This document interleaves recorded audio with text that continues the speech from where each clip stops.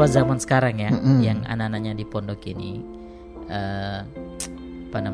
karena komunikasi digital yang begitu canggih, jadi akhirnya mereka bisa memantau itu secara real time begitu ya. Beda kayak seperti kita atau saya dulu ya, mondok. Nggak ada HP ya? Nggak ada HP. Uang itu dari orang tua mungkin sangat terbatas karena mungkin ngirimnya harus pakai cek di pos gitu ya. Itu sangat terbatas. Kalau sekarang itu sangat mudah sekali, ya, berbeda sekali. Nah, yang mau saya katakan adalah ya, anak kita ini anak-anak yang sangat berbeda. Anak-anak yang sangat berbeda. Kita tidak boleh menyamakan anak satu dengan anak yang lain. Bahkan kita sebagai ayahnya, kita juga nggak boleh menyamakan kita ini dengan dia. Mereka berbeda secara individual, berbeda secara karakter, berbeda secara zaman, sangat berbeda. Kita nggak boleh memaksakan kesuksesan orang lain kepada dia, nggak boleh. Yang boleh adalah apa? Yang boleh adalah kita membuka seluas-luasnya pintu kebaikan kepada dia. Kita membuka jalan masa depan kepada dia, tapi bukan masa depan yang kita pilih untuk dia. Begitu. Kita membuka pintu kebaikan kepada dia, tapi bukan kebaikan yang kita paksakan kepada dia. Gitu. Nah, itu yang orang tua ya istilahnya saking semangatnya gitu. Ayo nak, kenapa sih kamu nggak jadi loh? Temanmu itu sudah jadi gitu. Nah, kalau kita mau menyamakan dia dengan orang lain ya, akhirnya kita harus cari standar yang sama begitu. Sama nggak dengan teman-temannya atau kakak kelasnya dengan standar yang kehidupan sebelumnya gitu. Kita nggak boleh. Kalau kehidupan sebelumnya karena kehidupan sebelumnya itu sangat berpengaruh kepada kehidupannya sekarang begitu. Baik. Akhirnya standarnya itu nggak boleh kita samakan, itu yang pertama. Jadi beda ibu, beda ayah. Kita nggak boleh menyamakan mereka dengan orang lain. Mereka adalah unique personality, pribadi yang sangat unik. Dan yang harus yang dipahami oleh kita bersama adalah anak-anak kita ini lahir di dunia ini dan akan menjalankan perannya masing-masing. Ya. Contoh aja saya ini ayah saya seorang pelaut. Ya, dia pemilik kapal laut, kapal kayu gitu ya, yang sering mondar-mandir Makassar, Ambon, Dili, kemudian ke Kendari, ke Surabaya. Dia seorang pelaut nahkoda. Apakah semua anaknya menjadi seorang pelaut? Tidak. Ada anaknya yang jadi yang lain-lain. Saya umpamanya saya di praktisi pendidikan anak. Ada kakak saya yang maunya jadi nahkoda. Ada saudara saya yang kemudian di bidang yang lain. Tidak semua sama ya. Tidak semua, perannya akan berbeda-beda.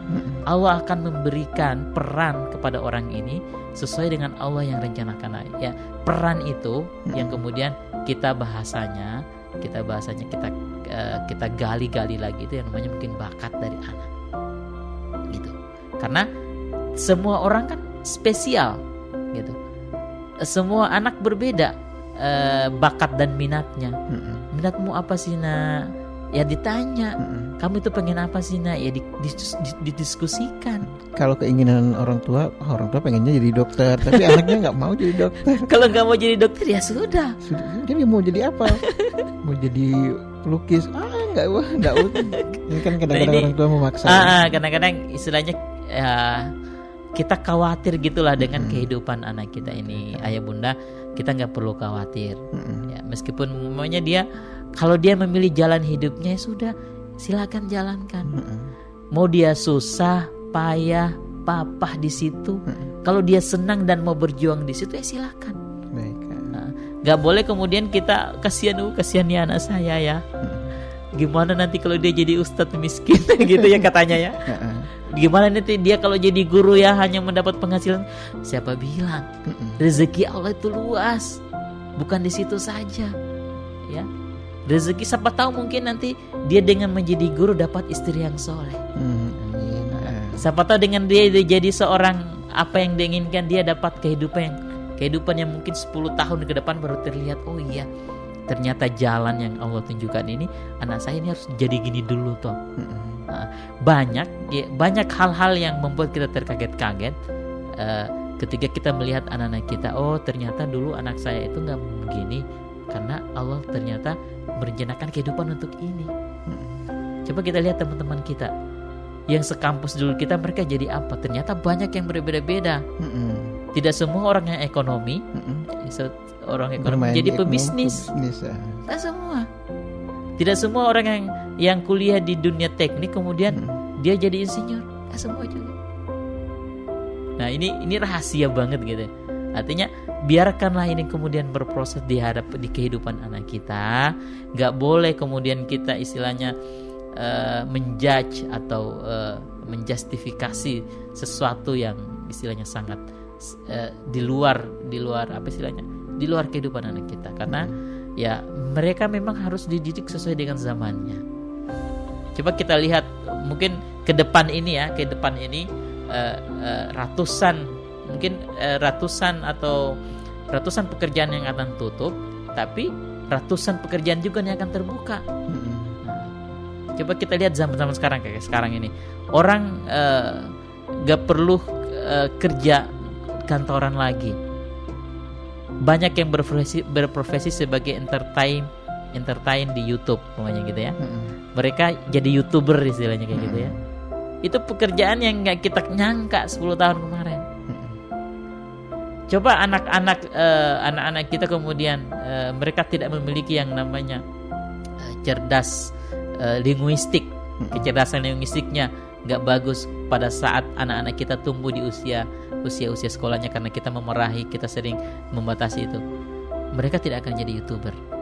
Mereka akan terpojokkan karena menjadi YouTuber itu kecerdasan linguistiknya dan kreativitasnya harus tinggi. Itu masih satu hobi pekerjaan. Belum pekerjaan lain gitu.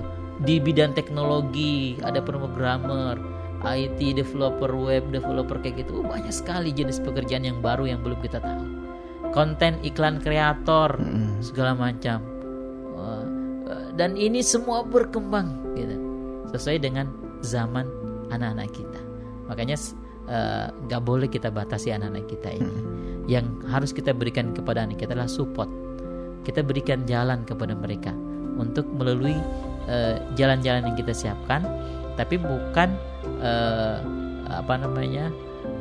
bukan profesi yang kita siapkan. Biarkan aja mengalir.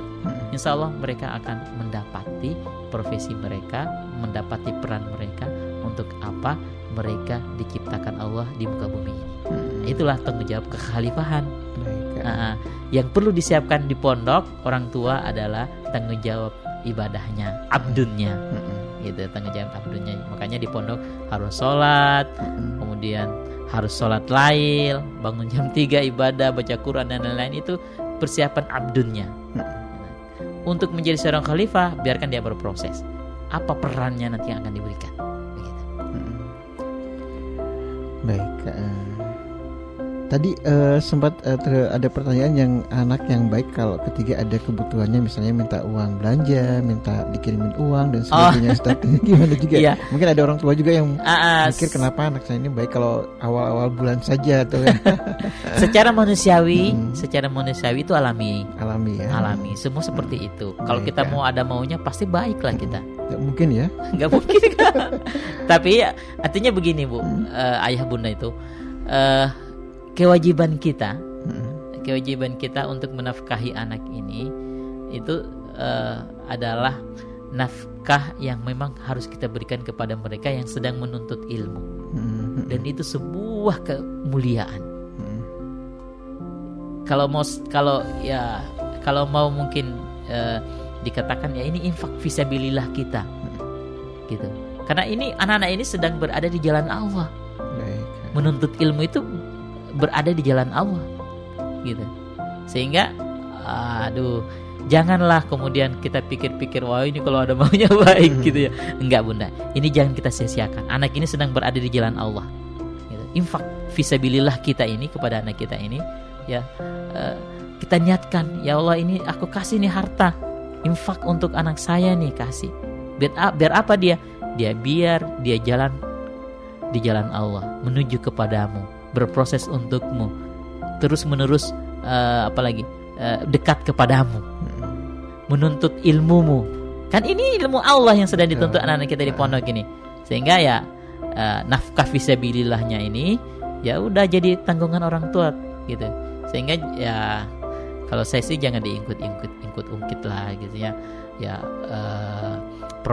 karakter anak kita memang seperti itu secara alamiah gitu. Kalau mau awal-awal bulan pasti mereka baik-baik lah begitu.